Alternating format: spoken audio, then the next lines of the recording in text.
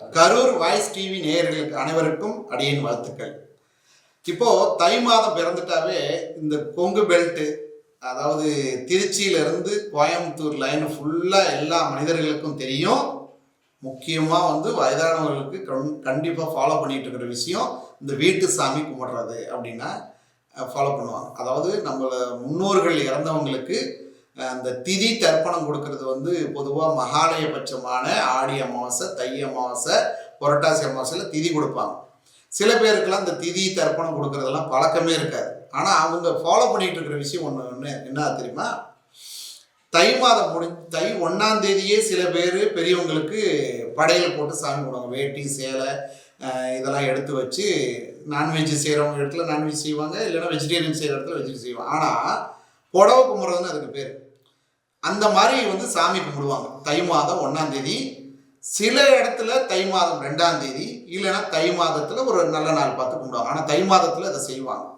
இப்படி தை மாதத்தில் ஏன் இதை செய்யணும், இந்த தை மாதத்தில் அந்த அந்த சாமியை எப்படி செய்யணும் தான் இதில் நம்ம பார்க்க போகிறோம். முதல்ல பெரியவங்க இறந்தவங்க அவங்களத பிரிக்கிறோம். எப்படி?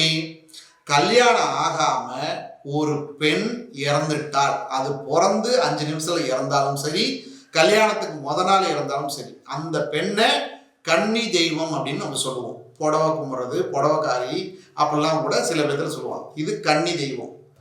கல்யாணம் ஆகாமல் ஒரு ஆண் இறந்துட்டாங்கன்னா அது பேர் கன்னி தெய்வம் இல்லை. அவங்க பெரியவங்களோட லிஸ்ட்ல தான் வருவாங்க. அப்போ கல்யாணம் ஆகி இறந்த ஒரு ஆணு, பெண்ணு, கல்யாணம் ஆகாமல் இறந்த ஒரு ஆணு, இவங்களை நினைச்சு கும்பிட்றதுக்கு பெரியவங்களுக்கு படையல் போடுறதுன்னு சொல்லுவாங்க. அப்போ கன்னி தெய்வங்கிறது ஈக்குவல் டு தெய்வத்தை கும்பிட்ற மாதிரி நம்மளுடைய சாமி ரூம்லேயே படையல் போட்டு கும்பிடலாம். அப்பேற்பட்ட சக்தி படைத்த ஒரு தெய்வம். வீட்டில் சில பேர் வீட்டில எல்லாம் பார்த்தீங்கன்னா பெண் குழந்தையே அந்த வம்சத்தில் பிறக்காது, பெண் குழந்தைகளே நல்லா இருக்க மாட்டாங்க, கல்யாணத்துக்கு அப்புறம் பிரிஞ்சு வாழ்கிற சூழ்நிலைகள், கற்பப்பை சார்ந்த கோளாறுகள் இது மாதிரி ஏற்படுறது, இது எல்லாத்துக்குமே காரணம் இந்த கன்னி தெய்வத்தோட சாபம் தான். இப்பேற்பட்ட இந்த கன்னி தெய்வத்தை இந்த தை மாதம் ஒரு வெள்ளிக்கிழமை சாயங்காலமா கும்பிட சொல்லி பெரியோர்களோட வேதத்தில் கூட இந்த மாதிரி விஷயங்கள்லாம் எழுதப்பட்டிருக்கா அப்படின்னு பார்த்தோம்னா, நம்ம முன்னோர்கள் தொன்று தொட்டு செஞ்சுக்கிட்டு இருக்கிற ஒரு அற்புதமான ஒரு பூஜை முறை இந்த கன்னி தெய்வ முறை. இந்த கன்னி தெய்வத்தை எப்படி கும்பிடணும் அப்படின்னு சொல்லி பார்த்தோம்னா, இதுக்கு தேவையான பொருள் பார்த்தீங்கன்னா ஒரு சேலை ஒண்டி வாங்கினா போதும். இந்த சேலையை போய் யார் குடும்பத்தில் இருக்காங்களோ அவங்க போய் வாங்கக்கூடாது. ஏன் தெரியுமா? அவங்க வாங்கும் போதே என்ன பண்ணுவாங்க அப்படின்னா, இந்த கலரு இந்த டிசைன் என்கிட்ட இல்லை அப்படின்னு சொல்லிட்டு அவங்க பயன்படுத்துகிற மாதிரி எண்ணங்களில் வச்சு வாங்குவாங்க. அப்படி கூட அதை வாங்கக்கூடாது.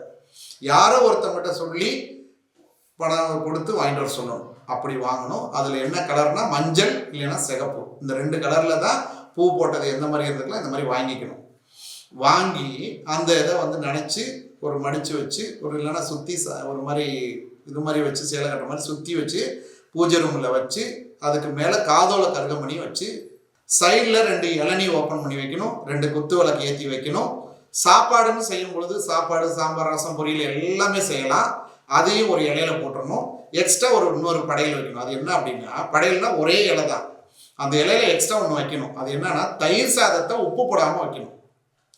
இப்படி அந்த இதில் வச்சு இந்த தேங்காய் பழம் 2 தேங்காய் வச்சு வெத்தலை பாக்கு, வாழைப்பழம், பத்தி சோடம் இதெல்லாம் பொருத்தி வச்சு மனசார தேங்காய் பழம்லாம் உடைச்சி நீர் விளைவி சாமி கும்பிடணும். ஆண்கள் உடைக்கலாம், எந்த பிரச்சனையும் கிடையாது. சாமி கும்பிட்ற வரையும் ஆண்கள் செய்யலாம்.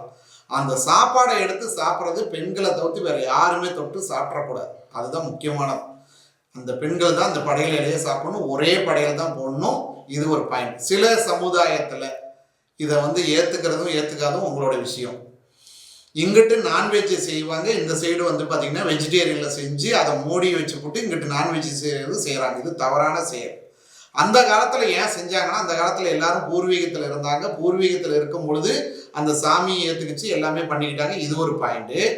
அந்த காலத்தில் வீட்டுக்கு விளக்காக ஒரு 3 நாள் வெளியில் இருக்கிறாங்க அப்படின்னா, வீட்டு திண்ணையில் இருந்தவங்க இன்றைக்கி எல்லாருமே வீட்டுக்குள்ளே தான் இருந்துகிட்டு இருக்காங்க. இதுவும் ஒரு இப்போல்லாம் நடந்துகிட்டு இருக்கு. இப்போ இதுவும் தவறான செயல். அப்படி இருக்கும் பொழுது இந்த தெய்வத்தை பார்த்தீங்கன்னா, கன்னி தெய்வத்தை ஒரு வெள்ளிக்கிழமை தான் கும்பிட்டுக்கிறது நல்லது. நீங்களே மனசாட்சியோடு யோசிச்சு பாருங்க.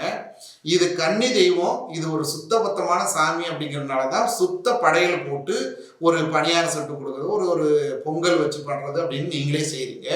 அதை எடுத்து சாமி கும்பிட்டுட்டு இப்படி மூடி வச்சதுக்கப்புறம் இங்கிட்டு நான்வெஜ் செஞ்சு இது நியாயமா? இந்த கன்னிசாமியை கும்பிட்டதுக்கு அப்புறம் 11 நாளைக்கு நான்வெஜ் சாப்பிடாம பெரிய காரியத்துக்கு போகாம டெய்லியும் 3 விளக்கு சாமி கும்பிட்ட இடத்துல ஏற்றி வச்சு கும்பிட்டுட்டு வந்தோம்னா அந்த பெண் குழந்தை ரூபத்துல உங்க வீட்டுக்குள்ள வந்து ஆசீர்வாதம் பண்ணிட்டு போறதை உங்க கனவுல வீட்டுல இருக்க பெண்களுக்கோ ஆண்களுக்கோ காமிக்கும். அப்பேற்பட்ட சக்தி படைத்த தெய்வம் அந்த கன்னி தெய்வம். அந்த தெய்வத்தை இந்த தை மாதத்துல ஒரு நாள் வெள்ளிக்கிழமை வீட்டுல அனைவரும் சுத்தமா இருக்கிற நாளை சூஸ் பண்ணி கும்பிடுங்க, நல்லதே நடக்கும். இந்த தை மாதம் 1ஆம் தேதி 2ஆம் தேதிக்குள்ள பெரியவங்களுக்கு நீங்க விருப்பப்பட்ட போரி உங்களுடைய முன்னோர்கள் சொன்னது மாதிரி நான்வெஜ்ஜாவோ வெஜ்ஜோ எப்படி வேணா கும்பிடுங்க. ஆனா கன்னி தெய்வத்தையும் இந்த முன்னோர்களுக்கும் ஒரே மாதிரி ஒரே நேரத்தில் படையல் போட வேண்டாம். இதை தனியா செய்யுங்க, இதை தனியா செய்யுங்க. முன்னோர்கள் சொன்ன விஷயத்த நீங்க மாத்துங்கன்னு சொல்ல வரல. முன்னோர்கள் செஞ்ச விஷயத்த மாற்றி யோசிச்சு பாருங்க. இதை ஒரு வெள்ளிக்கிழமை செய்யுங்க, இதை வந்து தை மாதம் 1ஆம் தேதியோ இல்லை 2ஆம் தேதியோ செய்யுங்க. கண்டிப்பாலுமே நல்ல ஒரு பலனே வந்து உங்களுடைய முன்னோர்களோட ஆசை கிடைச்சு அனைவரும் சந்தோஷமா வாழ்வீங்க, நல்லதே நடக்கும்.